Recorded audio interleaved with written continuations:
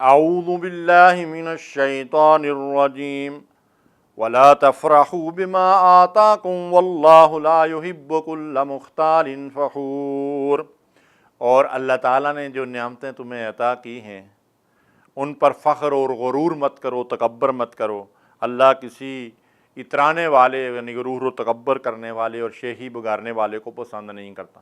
محترم سامعین کرام، غرور اور تکبر بہت بڑا گناہ ہے اور اللہ تعالیٰ اس کو سخت ناپسند کرتے ہیں۔ حدیث مبارکہ ہے لا يدخل الجنت من کان فی قلبہ مثقال ذرۃ من کبر۔ صحیح مسلم کی روایت ہے کہ جس کے دل میں رائی کے دانے کے برابر بھی کبر ہوگا، غرور ہوگا، گمانڈ ہوگا، بڑائی کا ذوم ہوگا، اللہ تبارک و تعالیٰ اسے جنت میں داخل نہیں فرمائیں گے۔ استغفر اللہ۔ یہ غرور اور تکبر جو ہے مختلف انداز سے انسان کے اندر پیدا ہوتا ہے۔ اس کے اسباب مختلف ہوتے ہیں۔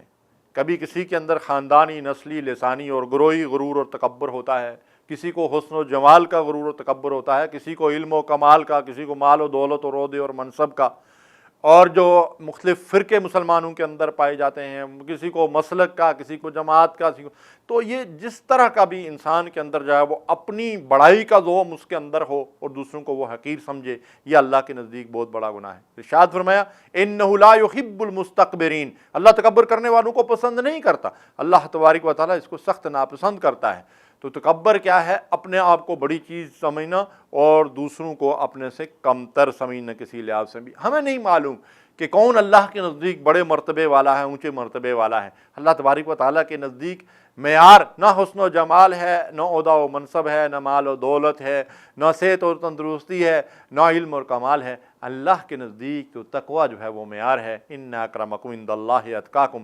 ہمیں نہیں معلوم کس کے دل کے اندر تقویٰ ہے، اس لیے اللہ کے بندوں سے محبت کرنی چاہیے اور کسی سے کو اپنے سے کمتر نہیں چاہیے۔ دراصل تکبر شیطانی عمل ہے۔ جب اللہ تعالیٰ نے اسے حکم اور یہ حقیقت آپ سمجھ لیجئے کہ یہ وہ سب سے پہلا گناہ ہے، یہ سب سے پہلی نافرمانی ہے جو اس زمین کے اوپر جو ہے وہ سرزد ہوئی۔ جب اللہ تعالیٰ نے آدم علیہ السلام کو پیدا کیا اور اللہ تعالیٰ نے تمام جنات اور ملائکہ کو حکم دیا کہ آدم کو سجدہ کریں، ابا واستکبر وکان من الکافرین، شیطان نے تکبر کیا۔ اللہ تعالیٰ نے اس سے پوچھا کہ کس بنیاد پہ تو نے آدم کو سجدہ نہیں کیا؟ تو اس نے کہا خلقتنی من نار وخلقتہ من طین، میں بڑی چیز ہوں، تو نے مجھے آگ سے پیدا کیا ہے، آگ بڑی سخت چیز ہے اور اس کے مقابلے میں مٹی کی کیا حیثیت ہے؟ تو اس نے تکبر کیا اور اللہ تبارک و تعالیٰ نے اس کو راندہ درگاہ کر کے اس کے اوپر لعنت برسائی۔ تو ہمیں تکبر سے بچنا چاہیے۔ اس کے دماغ کے اندر بڑائی کا گمانڈ تھا۔ اللہ نے فرمایا انک من الصاغرین، تو سب چھوٹوں سے چھوٹا اور سب حقیروں سے حقیر اور سب گھٹیا جو ہیں، ذلیل و خوار جو ہیں، ان سے بھی زیادہ تو ذلیل و خوار ہے۔ تو دراصل بڑائی کیا ہے؟ بڑائی اللہ تعالیٰ کے حکم کے سامنے جھک جانے میں ہے۔ نبی صلی اللہ علیہ وسلم نے ارشاد فرمایا، ایک آدمی نے جب آپ سے یہ سوال کیا کہ ایک آدمی جو ہے وہ یہ پسند کرتا ہے کہ اس کا کپڑا اچھا ہو، اس کے جوتے اچھے ہوں، تو کیا یہ بھی تکبر ہے؟ تو آپ نے فرمایا نہیں، اللہ حسن و جمال والا ہے اور حسن و جمال کو پسند کرتا ہے۔ فرمایا تکبر حق کے مقابلے میں اترانے اور لوگوں کو حقیر سمجھنے کا نام ہے۔ یعنی تکبر یہ ہے کہ آدمی دوسروں کو حقیر سمجھے اور حق کے مقابلے میں استکبار اور تکبر کرے، حق کو جو ہے وہ جھٹلائے یا حق کو جو ہے وہ قبول نہ کرے۔ نبی صلی اللہ علیہ وسلم نے فرمایا تکبر کا انجام کیا ہوگا؟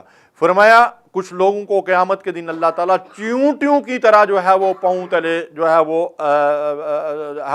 چیونٹیوں کی طرح حقیر بنا دے گا اور لوگ ان کو پاؤں تلے روند رہے ہوں گے۔ اور یہ وہ لوگ ہوں گے جو دنیا کے اندر جو ہے وہ اپنے کو بڑی چیز سمجھتے تھے اور تکبر کرتے تھے۔ ترغیب و ترہیب میں اس حدیث کو روایت کیا گیا ہے۔ اللہ تبارک و تعالی ہمیں عاجز اور خاکسار بن کر زندگی بسر کرنے کی توفیق دے اور ہر طرح کے تکبر سے بچائے۔ وصلی اللہ علیہ نبینا محمد۔